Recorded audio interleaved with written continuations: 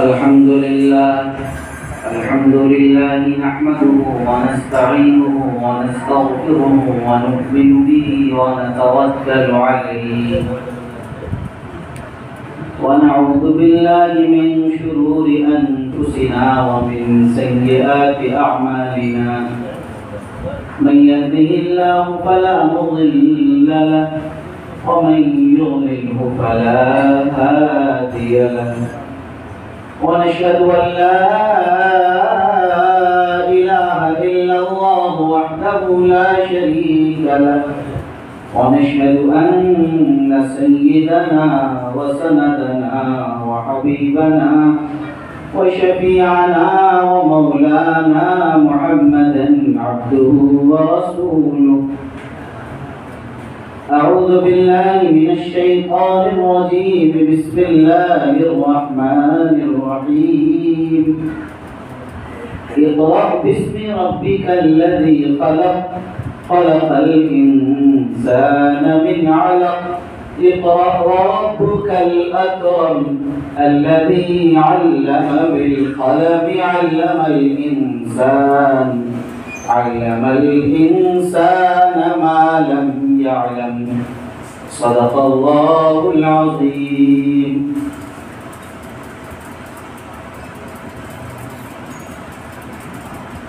تمنا ہے کہ اس دنیا میں کوئی کام کر جائیں، تمنا ہے کہ اس دنیا میں کوئی کام کر جائیں، اگر ہو سکے تو خدمت اسلام کر جائیں. کیا فردوسی مرحوم نے ایران کو زندہ، خدا توفیق دے تو ہم کریں ایمان کو زندہ.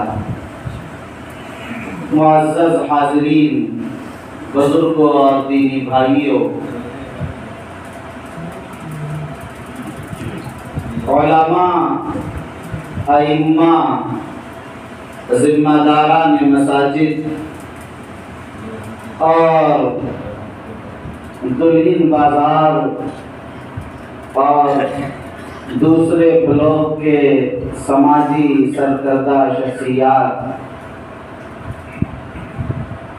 ابھی آپ حضرات ایک تربیتی نشست میں تشریف فرما ہیں، مشاورتی ایک نشست میں ہم لوگ جمع ہوئے ہیں. عزیز مکرم مولانا نصیر الدین صاحب مظاہری نے آپ کے سامنے تفصیل سے اس کے مقاصد پر روشنی ڈالی.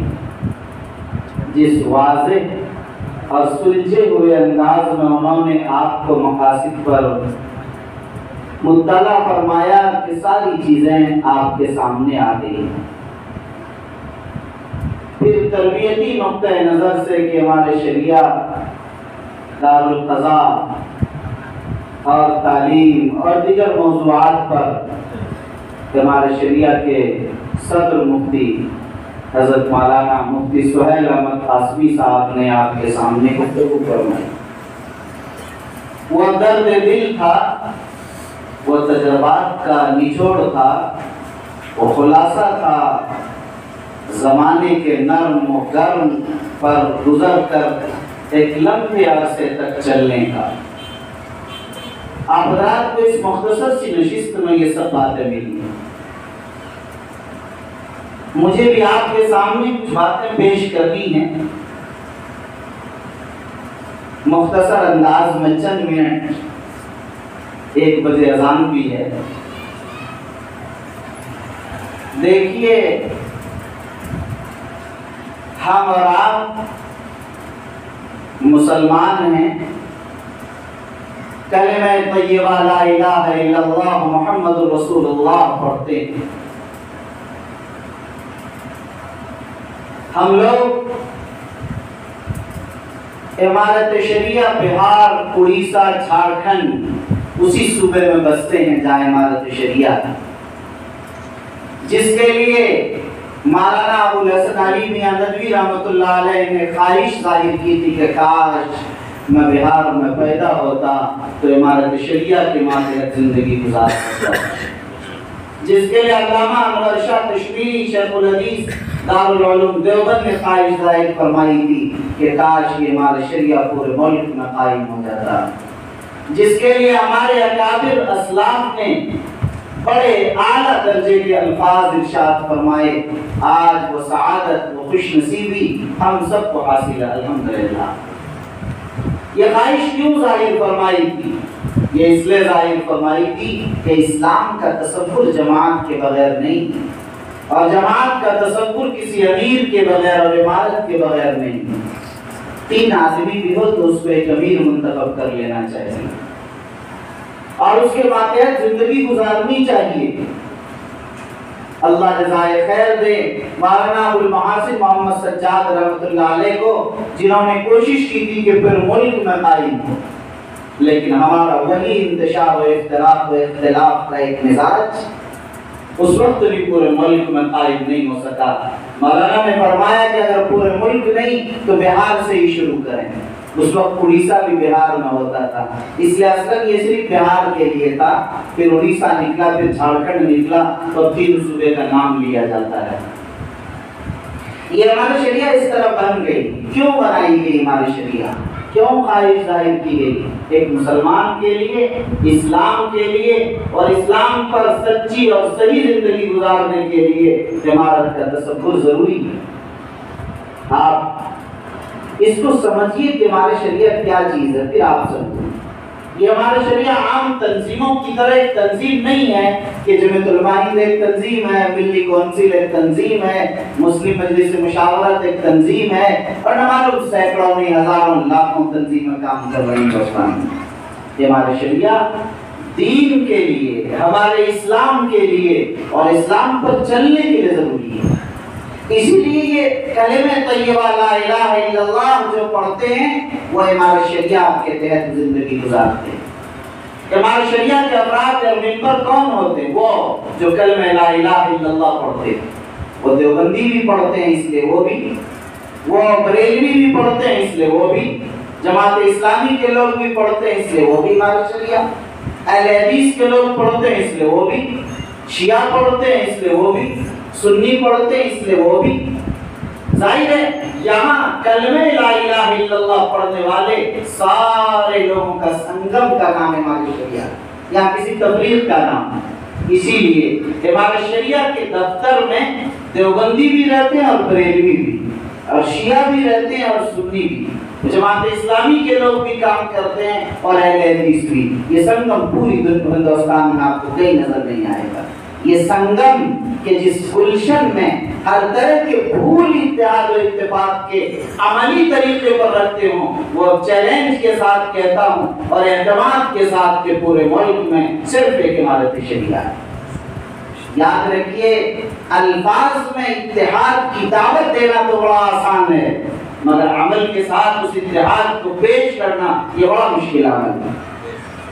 इसीलिए हम लोगों ने अमली तरीके पर इत्तेहाद की दावत दी।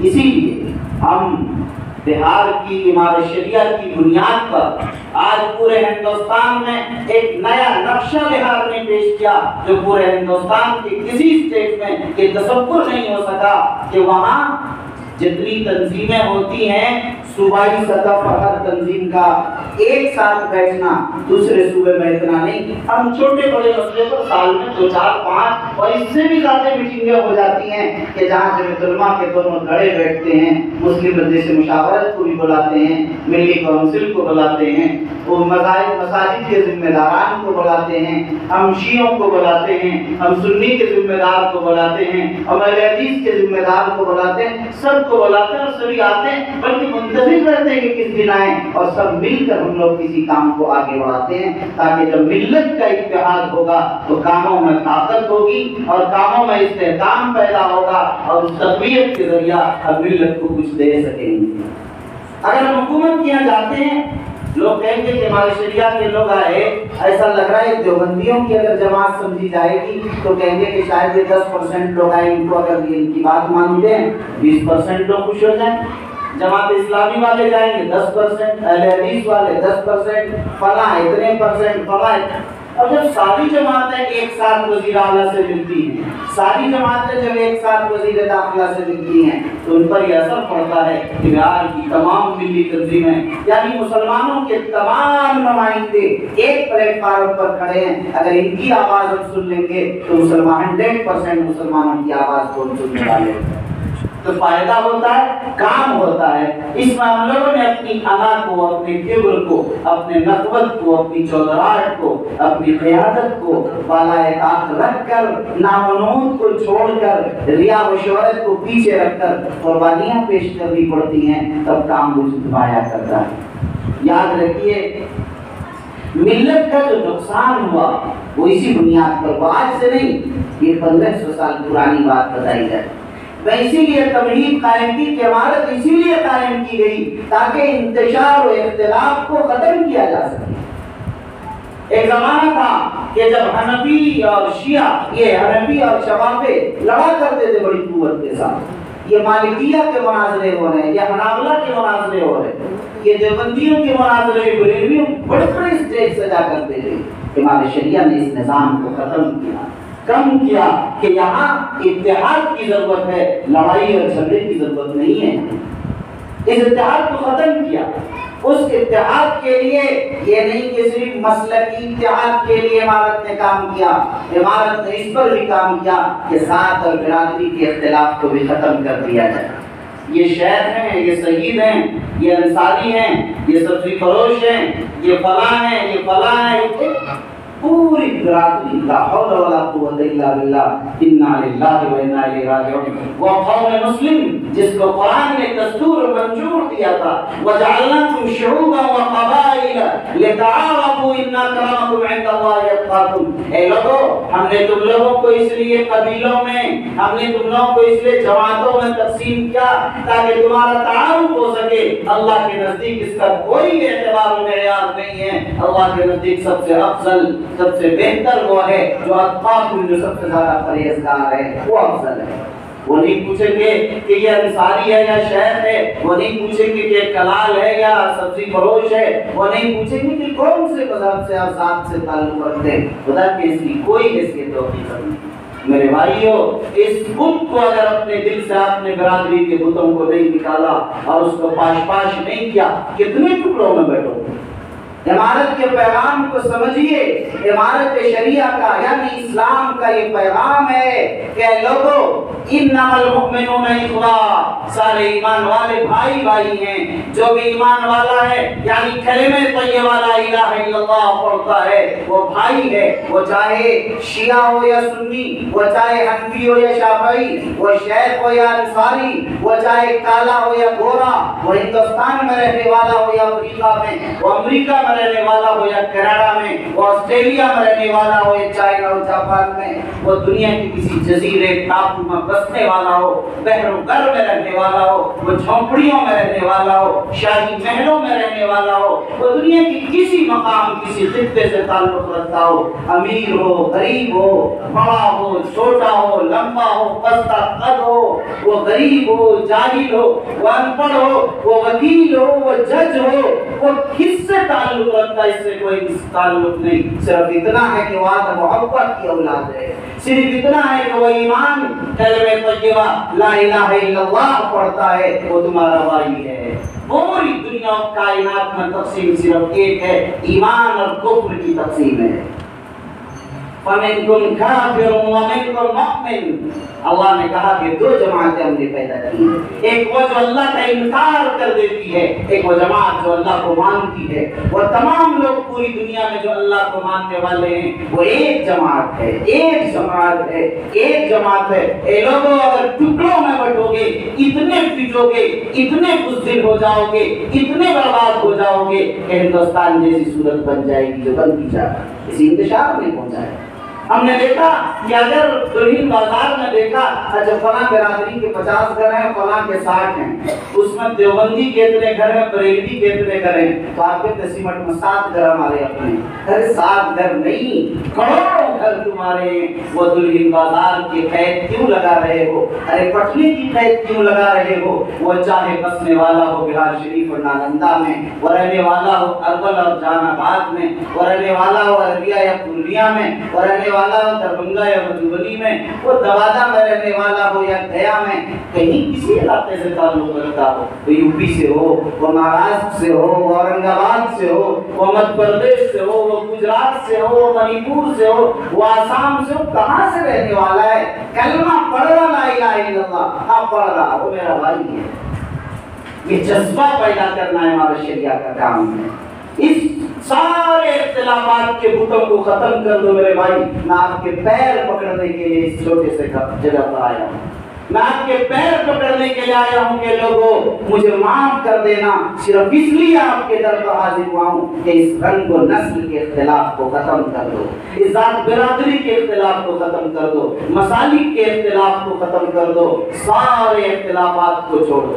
آج تو قبیلوں کی بات چھوڑ دیجئے، گھروں میں اختلاف ہو گیا، یہ چچا ہے ان کا خاندان الگ ہو گیا، ہمارا خاندان الگ ہو گیا، بھیاری میں اختلاف ہونے شروع ہو گئے۔ بڑا بھائی کی دولت کیوں کما لیا، اس نے بڑا ترقی کیوں کر لی، اللہ اکبر۔ ارے کہاں کہاں تک اختلاف کرے؟ اختلاف مت کرو، منفی سوچ ذہن سے نکال دیجیے، منفی برا سوچ، غلط سوچ، حسد جسے کہتے ہیں اسے نکال دیجیے، خود ترقی کیجئے، دوسروں کی ترقی کے لیے اس کو سیڑھی پر چڑھائیے، سیڑھی سے اتاریے مت، ان کو راہیں بتائیے، مزاج اچھا بنے گا، ماحول اچھا بنے گا، پھر آپ دیکھیے ترقیات کی راہیں کیسے ہموار ہوتی ہیں۔ اسلام کی یہی تعلیم ہے۔ دوسری چیز جو آج کے پروگرام میں مجھے عرض کرنی ہے وہ یہ کہ آج ملت کا دوسرا بڑا مسئلہ تعلیم کا مسئلہ ہے۔ آج ہمارا تعلیم کے لیے فکر مند نہیں، تعلیم کے لیے میں نے دیکھا کہ اس پورے لوگوں میں جو پوچھا گیا کسی نے نہیں کہا کہ مولانا یہاں مدرسہ نہیں ہے لڑکوں کا، یہاں مدرسہ نہیں ہے فلاں معیار کا، یہاں اسکول نہیں فلاں معیار کا، یہاں اعلیٰ تعلیم کے لیے فلاں چیز نہیں ہے، اس کے لیے کیسے ہم لوگ کوشش کریں۔ یہ تربیتی مشاورتی پروگرام ہے، آپ حضرات بھی کچھ مشورہ دیں، ہم بھی کچھ مشورہ دیتے ہیں، مل کر کچھ کریں گے۔ اس آبادی میں مکاتب کیسے قائم ہو جہاں 100% بچہ دین کی تعلیم حاصل کر سکے، مدرسہ کیسے ہو جہاں 100% بچہ اچھی تعلیم حاصل کر سکے، اسکول اور کالج یونیورسٹیوں کا نظام کیسے بنایا جا سکے، ایسے کوچنگ سینٹرز کیسے قائم کیے جا سکیں جس میں وہ نیٹ کی تیاری کر سکے، وہ IAS IPS کی تیاری کر سکے، اس کے اندر وہ دوسری اعلیٰ تعلیم کے لیے اپنے آپ کو تیار کر کے آگے بڑھ سکے، پورے معاشرے کو بہتر کر سکے۔ اس کی لیے فکر مندی نہیں ہے۔ منشا کیا ہے؟ منشا یہ ہے میرے عزیزو، اس قوم کو انا نے برباد کر دیا، اس قوم کو غفلت اور جمود و تعطل نے جھنجھوڑ کر رکھ دیا۔ کیا اس تربیتی اور مشاورتی اجلاس میں دلہن بازار جیسی جگہ پر کیا یہی 50 آدمی ہونے چاہیے؟ اپنے لیے کھا کر مر جانے والے تو دنیا کے سارے جانور ہیں، دوسروں کے لیے جینے کا کام انسان کا ہے۔ درد دل کے واسطے پیدا کیا انسان کو، ورنہ طاعت کے لیے کچھ کم نہ کر رو گیا، فرشتے عبادت کر رہے۔ انسان کی پیدائش کا مقصد درد دل کو بانٹنا ہے، اس لیے قرآن نے کہا، حدیث نے بتایا، پوری دنیا کے ایک مسلمان کو تکلیف پہنچے ہر مسلمان بے چین ہو جائے، ایسا رشتہ ہونا چاہیے۔ یہ رشتہ کمزور پڑ گیا، یہ رشتہ ختم ہو گیا، دلوں میں تعصب بھر گیا، نفرتیں بھر گئی، عداوتیں بھر گئی، اور یہ کیوں؟ بدگمانیوں کی بنیاد پر، یہ کیوں؟ غلط فہمیوں کی بنیاد پر، یہ کیوں؟ اس لیے کہ ہم ملے نہیں، دور سے سنی ایک بات اور ذہن میں بیٹھا نہیں، اس لیے ہم نے ملاقاتیں نہیں کی، اس لیے تم بیٹھے رہے، اس لیے کہ اپنی تجارت چمکانے، اپنی دکان چلانے، اپنی گاڑی چلانے کے لیے ہم نے اپنے آپ کو وقف کر دیا، دین کے لیے، ملت کے لیے، اور اس مقصد کے لیے، اس مقصد کے لیے اللہ نے ہمیں دنیا میں بھیجا اور پیدا کیا، اس مقصد کے لیے ہم نے اپنے آپ کو فکر مند نہیں کیا۔ اے لوگوں، رات کے سوتے وقت محاسبہ کرو، خلوت میں جب اپنی لائٹ بند کر لیتے سونے کے لیے 5 منٹ دے دو، ایک محاسبہ کرو کہ تم نے دن بھر کتنا دین کا کام کیا، دنیا کا کتنا کام کیا۔ کیا گھنٹہ تم نے اپنی آخرت کے لیے تیاری کی اور کتنی دیر آپ نے دنیا کے لیے کام کیا، کتنی اچھائیاں کی، کتنی برائیاں؟ یہ 4 سوال اپنے آپ سے کر لیجئے، نوٹ کر لیجئے، پھر آپ کو لگے گا کہ آپ نے 23 گھنٹہ اپنی دنیا کے لیے اور بہت دیندار ہے تو 1 گھنٹہ آپ نے اپنی آخرت کے لیے کیا ہے۔ میرے بھائیوں، اس لیے ایک بات اور عرض کروں گا، جب میری پوری بات واضح ہو پائے گی، میں کہنا یہ چاہتا ہوں آپ حضرات سے کہ لوگوں، اس کائنات میں پیدا ہونے والا ہر انسان مسئول ہے۔ میں نہیں کہتا ہوں، ہم سبوں کے آقا و مولا محبوب کبریا محمد رسول اللہ صلی اللہ علیہ وسلم فرماتے ہیں الا کلکم راع وکلکم مسئول عن رعیتہ، تم میں سے ہر شخص نگراں ہے، تم میں سے ہر شخص سے سوال کیا جائے گا ان کی رعایا کے بارے میں، ان کے ماتحتوں کے بارے میں۔ اس حدیث کو میں تھوڑا سمجھا دینا چاہتا ہوں، ٹھنڈے دل سے سمجھ لیجئے۔ بخاری و مسلم کی روایت ہے، صادق و مصدوق محمد رسول اللہ صلی اللہ علیہ وسلم کی زبان سے نکلی ہوئی یہ باتیں۔ فرمائیں کہ تم میں سے ہر شخص چرواہا ہے، ہر شخص نگرانی کرنے والا نگراں ہے۔ جس طرح بکری کسی کے کھیت میں جا کر کھا لے تو ڈنڈا بکری کو کم لیکن اس چرواہے کو ڈنڈا مارا جاتا ہے، ٹھیک اسی طرح آپ کے گھر کا کوئی بے نمازی ہوگا، کل قیامت کے دن آپ پر ڈنڈا جہنم کا برسایا جائے گا، اس پر بعد میں برسایا جائے گا۔ آپ نے کیوں نہیں کر دیے؟ یعنی اب تھوڑا آپ سمجھنے لگیں گے کہ نگرانی کا کیا مطلب ہے، رعایا کا کیا مطلب ہے۔ سمجھ لیجیے، اگر آپ گاؤں کے مکھیا ہیں تو آپ کی ذمہ داری ہے کہ پورے پنچایت کے دین کو، پورے پنچایت کے سماج کو، پورے پنچایت کے افراد کو درست رکھنے میں آپ کا کردار ہونا چاہیے۔ آپ اگر سرپنچ ہیں، آپ کی ذمہ داری ہونی چاہیے پورے پنچایت میں عدل اور انصاف کے مزاج و نظام کو قائم کرنے کی کوشش کرنی چاہیے۔ آپ وارڈ ممبر ہیں، آپ کی ذمہ داری ہے کہ اس میں کسی پر ناانصافی نہ ہو، کسی کے ساتھ زیادتی نہ ہو، کسی کے ساتھ بھید بھاؤ نہ ہو، اس پورے نمازی ہو جائیں، دیندار ہو جائیں، تعلیم یافتہ ہو جائیں، اپنی ذمہ داریوں کو محسوس کرنے والے ہو جائیں۔ یہ آپ کی ذمہ داری، آپ کچھ نہیں ہیں، آپ امام صاحب ہیں، امام صاحب کی ذمہ داری ہے کہ پورے گاؤں کے پھیلے ہوئے معاشرے میں برائیوں کو آپ بیان کریں، سمجھائیں، لوگوں کے ہاتھ پیر پکڑیں، ان کو راہ راست پر لائیں، ان کو نمازیوں تک لائیں۔ ہمارے داعی بھائیوں کی ذمہ داری ہے مسجد تک لانے کے لیے نمازیوں تک ان کو لیے کوشش کریں۔ ہمارے کچھ بھی نہیں، سماج کے سرکردہ ہیں، معززین ہیں، ان کی بات رکھی جاتی ہے، ان کی ذمہ داری ہے کہ وہ سماج کے پھیلے ہوئے نشے کو، سماج کے پھیلے ہوئے شراب اور جوئے کو، سماج میں پھیلے ہوئے جھوٹ اور غیبت و چغلخوری کو، سماج میں پھیلے ہوئے ظلم اور زیادتی کو، سماج میں پھیلے ہوئے وعدہ خلافی کو، سماج میں پھیلے ہوئے جہیز اور تلک کو، سماج میں پھیلے ہوئے ایک دوسرے کی ناحق اور ناانصافیوں کو ختم کرنے اور اس کے سدباب کے لیے وہ اپنی ذمہ داری کو قبول کرے، میدان عمل میں آ کر وہ میٹنگ کرے۔ ان کی ذمہ داری ہے ان تمام لوگوں کی کہ ہر آبادی میں امن کمیٹی قائم کریں ان حالات میں کہ ہندو بھائی مسلمان بھائی دونوں کیسے مل کر رہیں۔ ہم اس ہندو بھائیوں کو اپنی مساجد میں لا کر دکھائیں، اپنے مدارس کی امن اور شانتی کی تعلیم کو دکھائیں، بتائیں، سمجھائیں، ان کو قریب کریں تاکہ ان کا تعصب ختم ہو، ان کی نفرت کے زہر میں کمی آئے، ان کے اندر سچائی آئے، بدگمانیاں ختم ہو۔ اس لیے سانپوں کے مقدر میں وہ زہر کہاں ہوگا؟ انسان عداوت میں جو زہر اگلتا ہے، انسان کو دشمن مت بنائیے۔ اگر آپ نے انسان کو دشمن بنا لیا تو زندہ جلا دیا جائے گا۔ زندہ ماں کے پیٹ سے بچے کو چیر کر اور بچہ نکال کر اس کو دفن کرنے کے بجائے اس بچے کو بھی ماں کے سامنے ذبح کر دیا جائے گا۔ یہ ہے انسان کا ظلم، یہ ہے انسان کا وہ زہر۔ انسان کے زہر کو ختم کرنے کے لیے آپ امن کمیٹی بنائیے، دونوں لوگ اس میں رہیں، سدبھاونا منچ بنائیے، اتحاد بھائی چارگی کی فضا قائم کیجیے۔ اس کے لیے سماج کے لوگ کریں گے۔ آپ اگر ایک خطیب ہیں، آپ کی ذمہ داریاں ہیں کہ کیسے مسائل پر آپ کو بولنا ہے مساجد میں، ان کو سیکھیے، پڑھیے۔ یہ نہیں کہ امام بن گئے، خطیب بن گئے تو سمجھا کہ اب سب کچھ ہو گیا، اب آگے کچھ نہیں کرنا۔ محنت کرتے رہیے، مطالعہ جاری رکھیے، پڑھائی کو باقی رکھیے، بڑوں سے سیکھتے رہیے، کتابوں پر کتابیں دیکھیے، اتنا مطالعہ کیجیے کہ آپ کا علم ابلنے لگے، تب تقریر ہوتی ہے۔ میرے بھائیوں، عرض مجھے یہ کرنا تھا، ہر شخص یہ بھی کچھ نہیں ہے. آپ اپنے گھر میں تو 5 آدمی کے ذمہ دار نہیں. آپ کی بیوی تو آپ کی بات سنتی ہے, آپ کا بیٹا بیٹی, آپ کا پوتا پوتی نواسا یہ تو سنتے ہیں آپ کی بات. ارے ان کو آپ نے دیندار بنا لیا, ایماندار بنا لیا, پرہیزگار بنا لیا, ان کی تعلیم کا انتظام کر لیا, ان کو حقوق اللہ حقوق العباد سے واقف کرا دیا. اگر کرا دیا تو آپ جنتی ہیں, اور نہیں کرایا تو کل قیامت میں آپ سے اس کے بارے میں سوال کیا جائے گا. یہ ہے ذمہ داری. میں یہ بات کہنا چاہ رہا ہوں میرے بھائی, اور شاید میرے اس درد کو, اس فکر کو سمجھ سکیں کہ آپ دنیا میں پیدا ہو گئے, آپ یہ نہ سمجھیں کہ میں آزاد ہوں. جب پیدا ہو گئے, بالغ ہو گئے, آپ پر ذمہ داریاں آ گئیں, کل قیامت میں آپ سے سوال کیا جائے.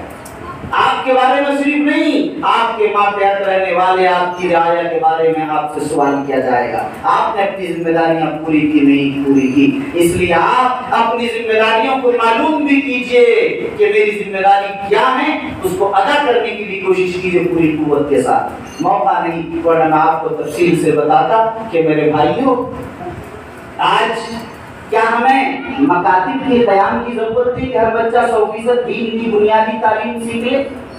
کیا ہمیں اسکولوں کی ضرورت نہیں ہے کہ جہاں ہمارا ہر بچہ تعلیم حاصل کر سکے؟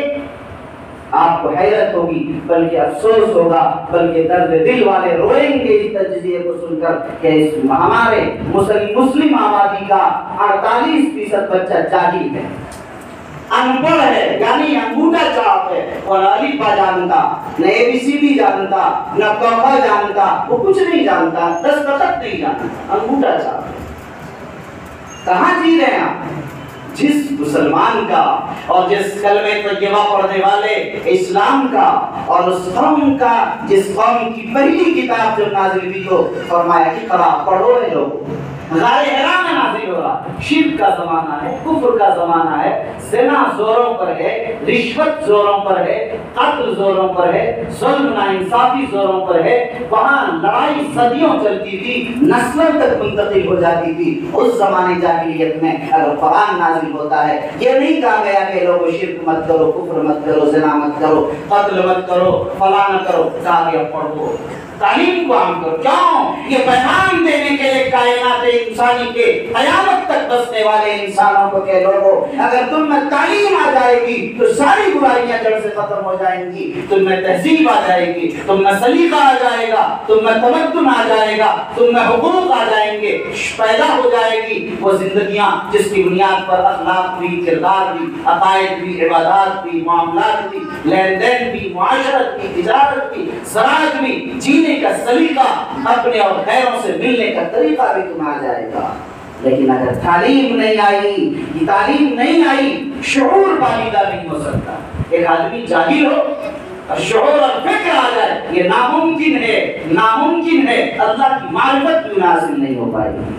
اس لیے میرے بھائیوں, تعلیم کے لیے کیا ضروری نہیں ہے کہ دلہن بازار میں ایک کمیٹی قائم کی جائے, جو فکر مند حضرات ہیں وہ بیٹھیں, سر جوڑ کر 10 آدمی کو لے کر بیٹھیں, یہ ماسٹر صاحب ہیں, یہ ڈاکٹر صاحب ہیں, یہ پرنسپل صاحب ہیں, یہ ڈائریکٹر صاحب ہیں, یہ امام صاحب ہیں, یہ خطیب صاحب ہیں, یہ سماج کے سرکردہ آدمی ہیں, یہ مکھیا جی ہیں, یہ ممبر صاحب ہیں. یہ 10-15 آدمی مل کر اگر ہم بیٹھ گئے اور ہم نے سوچا کہ کیا یہاں اسکول کی ضرورت نہیں ہے تو ہمیں کیسے قائم کرنا ہے, اس کے لیے آپ فکر مند ہوں گے, کھڑے ہوں گے. یہ آپ کی ذمہ داریاں. اگر ہم نے تعلیم دے لی, تعلیم کس انداز کی دے دی؟ آپ کو حیرت ہوگی کہ گریجویشن میں مسلمانوں کا بچہ صرف 4% پہنچ رہا ہے, 4 سے 5% گریجویشن کرنے والا. آپ بتائیے, آپ IAS تلاش کرتے ہیں, IPS کا خواب دیکھتے ہیں, مسلمان ڈاکٹر آپ کو چاہیے, مسلمان انجینئر آپ کو چاہیے, مسلمان CA چاہیے, اور آپ گریجویشن سے 4 سے 5% بچہ پہنچ رہا ہے.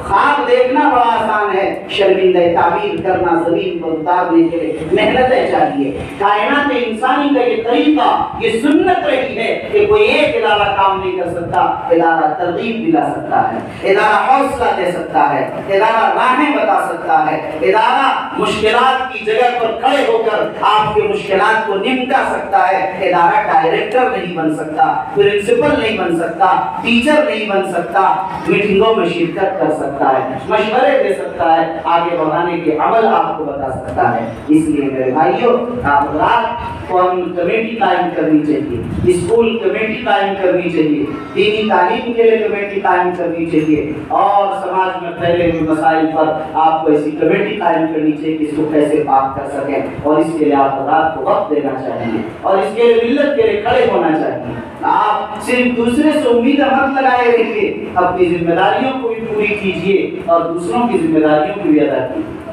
آج ہوتا یہ ہے، ہر آدمی یہ سوچتا ہے کہ فلاں نے یہ نہیں کیا، یہ نہیں سوچتا کہ میں نے یہ کام کیا کہ نہیں۔ پہلے اپنے سے شروعات کیجیے، اسی لیے قرآن نے یہ تعبیر کیا، لوگو اے ایمان والو قوا انفسکم واہلیکم نارا، پہلے اپنے آپ کو جہنم سے بچاؤ۔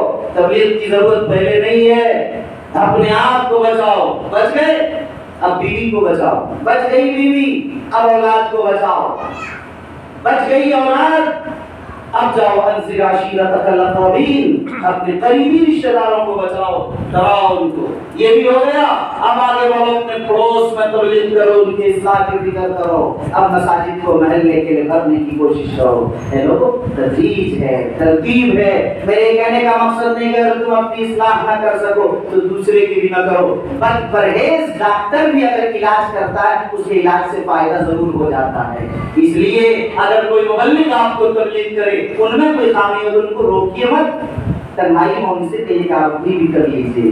میرے بھائیوں، وقت نہیں ہے ورنہ میں آپ کے سامنے کچھ اور باتیں رکھنا چاہتا تھا، شاید میری باتیں مختصر اگر کروں تو یہ بات آئے گی سامنے۔ ہم سب اپنی ذمہ داریوں کو محسوس کریں، ہم سب دین کے لیے، اسلام کے لیے فکر مند ہوں اور فکر مند زندگی گزاریں، کھا پی کر دنیا سے نہ چلے جائیں، اللہ کے لیے، اللہ کے دین کے لیے، اللہ کی شریعت کے لیے، اللہ کے گھر مسجد کے لیے، اللہ کے رسول کے گھر مدرسے کے لیے، دینی تعلیم اور مکاتب کے لیے، اتحاد کے لیے، انتشار کو ختم کرنے کے لیے، اختلافات کو ختم کر دینے کے لیے، ایک اتحاد، ایک امن، ایک اچھے ماحول کے پیدا کرنے کے لیے ہم سب کیا کر سکتے ہیں؟ ہم سب کو کرنے کے لیے کھڑا ہونا چاہیے اور پوری ہمت اور پورے حوصلے کے ساتھ ہمیں آگے آنا چاہیے۔ جہاں تک رہی بات مسائل کی، جب میدان میں آئیں گے تبھی مسائل حل ہوں گے۔ ابھی ایک صاحب نے کہا کہ 50% چندہ کھا جاتے ہیں مدرسے والے۔ ظاہر ہے کہ 50% چندہ کھا جاتے ہیں مدرسے والے، یہ کیوں کھا رہے ہیں؟ اس میں ہماری کمی ہے کہ وہ کھا رہے ہیں، ہم نے کیوں اپنی زکوٰۃ مدرسے تک نہیں پہنچایا؟ وہ جب وہ آئے گا تو وہ کھائے گا، وہ تنخواہ دیجیے اسے آپ، اور جب تنخواہ نہیں دیں گے پھر یہ کہ کھایا نہیں کھایا، یہ بھی آپ کی ذمہ داری ہے کہ مدرسے کی کمیٹی بنائیے، اس کا حساب کتاب درست رکھیے۔ میں کہا کرتا ہوں کہ لوگوں زمین کے کاغذات درست کراؤ، مسجد کے مدرسے کے زمین کے کاغذات ٹھیک ہونے چاہیے، اس کا بینک بیلنس ہونا چاہیے، اکاؤنٹ سسٹم سے سیلری ہونی چاہیے، اس کا سی اے سے باضابطہ، چارٹر اکاؤنٹنٹ سے اس کا حساب باضابطہ، آڈٹ رپورٹ سالانہ اس کی ہونی چاہیے، یہ سارا سسٹم ہونا چاہیے۔ کیوں نہیں ہو رہا؟ سمجھنے کی بات یہ ہے، ہم نہیں کر رہے ہیں، ہم بیٹھے ہیں، چاہتے ہیں۔ میرے بھائیوں، مجھے معاف کر لیجیے اور کہہ دینے دیجیے، ان مشکل حالات میں بھی ان علماء، ائمہ اور ان چھوٹے چھوٹے مسجدوں مدرسوں میں معمولی سے معمولی تنخواہوں پر ان کام کرنے والوں کی قدر کرو، قدر کرو۔ اگر اس پر بھی اعتراضات و شکایات کر کے ختم کر دیا تو دین ہی مٹ جائے گا اور اس ملک سے دین ہی رخصت ہو جائے گا۔ اس لیے ہمیں کھڑا ہونا پڑے گا اور یہ کرنا پڑے گا کہ ان کی مناسب تنخواہ رکھ کر ہمیں ادارے کے نظام کو اپنے ہاتھ میں لینا ہوگا، تاکہ نظام بالکل ٹھیک ٹھاک چل سکے۔ ان کی تنخواہ معیاری ہونی چاہیے، ان کا نظام ٹھیک ہونا چاہیے۔ چندہ ہم خود پہنچائیں اداروں کے اندر، ممبر شپ بنا لیں، 2000 روپے ماہانہ، یہ 50 آدمی دیں گے، ظاہر ہے 1 لاکھ روپے ہو جائے گا۔ 1 لاکھ روپے کا ہمارے اس ادارے کا بجٹ ہے، اس سے چلتا ہے، تو سسٹم تو بنانا پڑے گا، نظام بنانا پڑے گا۔ تو ظاہر ہے کہ جب سسٹم اور نظام بنے گا انشاءاللہ سارا معاملہ خود درست ہو جائے گا۔ اس لیے میں کہا کرتا ہوں کہ میرے بھائیوں، آج ہمیں جمود اور تعطل، بیکاری، बेकारी ज्यादा हो गई। काम कीजिए, 18 घंटे कम से कम दिन में काम करना सीखिए, 6 घंटे सोइए, 18 घंटे मुसलसल काम कीजिए। मोबाइल को जरा बालाए ताक रख दीजिए, गप और लायानी गुफ्तगू से अपने आप को बचाइए। अल्हम्दुलिल्लाह अल्हम्दुलिल्लाह हम लोग फजर की नमाज के बाद से 12 बजे रात तक मुसलसल काम करते हैं, उसमें 1 मिनट भी इधर से उधर नहीं करते हैं। ये तहदीस में नियामा के तौर पर आप हज़रात से जिक्र करता हूं। इसलिए कभी नहीं बिस्तर से पीठ लगाई दिन में, ये 20-22 साल हो गया है। मेरे भाइयों, काम कीजिए और मेहनत के साथ कीजिए, बीवी बच्चों को भी वक्त दीजिए, मैं नहीं कहता न दीजिए, उसके लिए भी घंटा 2 घंटा कीजिए, कारोबार को भी वक्त दीजिए, लेकिन ये तो निकालिए कि आप दीन के लिए क्या घंटा देंगे। अरे 4 घंटा तो रोजाना दीजिए, 2 घंटा तो दीजिए दीन के लिए, 1 घंटा तो दीजिए रोजाना इस्लाम के लिए। इंशाअल्लाह फिर देखिए कितनी बड़ी तब्दीली आती है। मैंने जो बातें अर्ज की हैं, आप हज़रात इन कमेटियों को बनाइए, इस निज़ाम को बेहतर कीजिए। असल में मौलाना नसीरुद्दीन साहब के सवाल का मकसद ये था कि मेरे भाइयों, पूरा आईना इस आबादी का दिखाइए। आबादी का आईना क्या है, तालीम की शरह क्या है, गुर्बत की शरह क्या है, कैसे लोग बसते हैं, मुआशरत की क्या शरह है, आला तालीम की क्या शरह है, दीनी तालीम की क्या शरह है, लोगों में लड़ाइयाँ कितनी हैं, इत्तेहाद कितना है, बिरादरियों का इख्तिलाफ कितना है, मसलकों का इख्तिलाफ कितना है, इसको पाटा कैसे जा सकता है, और इत्तेहाद और सुलह के लिए हमें कहाँ पेशकदमी कर सकते हैं, हम लोग क्या कर सकते हैं, ये चीज़ें आपसे पूछी गई थी। उम्मीद है कि अब शायद कुछ बातें वाज़ेह हुई होंगी। आप हज़रात कोशिश कीजिए, काम कीजिए, और जो चीज़ों जिस मेहनत जिस खिदमत के लिए हमारे शरिया को आप आवाज़ देंगे, हमारे शरिया आपके लिए खड़ी है। और सुबह 7 बजे से रात के 12 बजे तक मेरा मोबाइल खुला रहता है। आप जिस वक्त चाहें नीचे से फोन करें, मुझे डायरेक्ट कहें ना, मसला हल हो, इंशाअल्लाह अज़ीज़ ये मसाइल हल होंगे। आज इसी बुनियाद पर पूरे बिहार में, झारखंड में, उड़ीसा में घूम घूम कर मुख्तलिफ अंदाज की कमेटियाँ, जैसे आपने देखा इल्मा की, इस्लाह मुआशरा की, तालीम की, उर्दू ज़बान की, वगैरह वगैरह सैकड़ों कमेटियाँ इस अंदाज की बनी जो अपने अंदाज पर काम कर रही। एक सवाल का शायद मैं और जवाब दे दूं। ऐसा लगता है लोग समझते हैं कि शायद हमारी शरिया फला इलाके में काम नहीं कर रही और फला इलाके में ज्यादा काम कर रही है। आपको हैरत होगी कि काम वहां होता है जहां से तलब आती है, ज्यादा काम वही होगा जहां से तलब आएगी। ये भारत की कमी है कि नहीं पहुंच पा रहे वहां। जहाँ का पता चलेगा, जहाँ की तलब आएगी वहाँ काम होगा, और जहाँ की तलब नहीं आएगी, पता नहीं चलेगा, तो जाहिर आलिमुल गैब तो है नहीं, उनको कैसे पता चलेगा। और कोशिश के लिए पूरी हुकूमत हमारे शरिया के पास नहीं, 30-40 लोग टोटली काम कर रहे हैं, वो भी इंसान बसते हमारे शरिया उस 30-40 अफराद पर मुश्तमिल जो इमारत के अंदर रहते हैं, उनका नाम इमारत नहीं। हमारा शरिया दरहकीकत नाम है उन तमाम कलमे को ला इलाहा इल्लल्लाह मुहम्मद रसूलुल्लाह पढ़ने वाले मुसलमान का। उनकी जिम्मेदारी है वो हमारे शरिया के एक फर्द हैं, एक रुकन हैं, एक मेंबर हैं, इसलिए वो इमारत के लिए खड़े हों और इमारत को बताएं कि यहाँ की यह हालत है, बाकायदा राब्ता करें, रिश्ता रखें, इंशाअल्लाह अज़ीज़ ये निज़ाम होगा। इसी तरीके से एक लतीफ़े के तौर पर ज़रा हंसी के लिए मैं आपको अर्ज़ कर दूँ, या तजर्बे की बात भी कह सकते हैं। मैंने देखा कि लोग जिस इलाके में भी आप जाएंगे, पूरे बिहार में कहीं चले जाएंगे, आप तज्जिया कर लीजिए, आपके दिमाग में आगे फला जिले में सबसे ज्यादा काम होता है, वहाँ चले जाइए आप और आप कहिए कि भाई यहाँ इमारत का कोई यहाँ कैसा काम हो, बोले कि इस इलाके में तो काम ही नहीं होता है इमारत का, बिल्कुल कभी नहीं हुआ। सबसे ज्यादा पिछड़ा इमारत जो नजरअंदाज जिस इलाके में करती यही है, वो लोग बोलेंगे जहाँ सबसे ज्यादा काम हुआ होगा। मैं बड़ी तजर्बे की बात कर रहा हूँ, रिकॉर्ड कह रहा हूँ, मेरी तकरीरें रिकॉर्ड हो रही है। इसलिए मेरे भाइयों, ये आप समझ रहे हैं क्या कहना चाह रहा हूँ? कहना ये चाह रहा हूँ कि कितना भी कहीं काम हो जाए, कितने लोगों के लिए होगा, इसलिए पता नहीं चल पाता क्या काम। हर शख्स को यही शिकायत है, जबकि 12-14 हज़ार बेवाओं को वजीफा दिया जा रहा है, एक दो लोगों को। अब अंदाजा कीजिए, और कितने स्कूल से इमारत में कायम की इस मामूली बजट में, कॉलेजेस उनके हैं, ITI उनके हैं, हॉस्पिटल्स उनके हैं, मदारिस कई सौ मदारिस हैं, मकातिब कई सौ हैं। ये सारा एक निज़ाम है जो एक पूरी हुकूमत काम किया करती है इस अंदाज से। कोई इदारा अगर एक मदरसा ही देखे तो 500 तलबा पर मुश्तमिल दारुल इस्लामिया एक मदरसा, कोई इतना बड़ा इदारा अगर बिहार में चलाए तो सिर्फ एक इदारे की बुनियाद पर लगता है कि कितना बड़ा काम है। وہ ہمارے ایک ذہنی شعبے کا ایک معمولی سا شعبہ ہے۔ کہنے کا مقصد یہ ہے کام اتنا پھیلا ہوا ہے کہ گھنٹوں آپ سے بتائی جائے نہیں بتائی جا سکتی، اور کام جتنا بھی ہے وہ ظاہر بہت کم ہے، ابھی اور بہت کام کرنے کی ضرورت ہے، اس میں شبہ نہیں، لیکن اس کے لیے آپ ہی حضرات کی مدد کی ضرورت ہے۔ آپ حضرات ہی کو کھڑا ہونا پڑے گا، آپ حضرات ہی کو نشاندہی کرنی پڑے گی، تقاضا کرنا پڑے گا، بتانا پڑے گا، انشاءاللہ عزیز کام آگے بڑھے گا۔ ابھی 100 سال پورے ہوئے اور آگے بڑھتا رہے گا، 100 سال میں اتنا ہوا اور 100 سال میں کام ہوگا، کام تو کرتے رہنا ہے روز۔ بہرحال اخیر میں آپ حضرات سے یہی عرض کروں گا کہ دردمندانہ آپ حضرات اپنے معاشرے کی تعلیمی اصلاحی جائزہ لے کر اس سے معاشرہ کو اس کی تفصیلات سے مطلع بھی کیجیے، ان کی کمیٹیوں کو قائم کر کے آپ حضرات اس کو وہاں تک پہنچائیے بھی، تاکہ ہم لوگوں کے لیے اس میں جو کرنے کے کام ہوں گے انشاءاللہ اس کی طرف معاشرہ بڑھے گی اور کام کرے گی۔ دعا فرمائے اللہ تعالی ہمیں اور آپ سب کو دین کے لیے ملت کے لیے قبول فرمائے، آمین۔ دعوانا الحمد للہ رب العالمین۔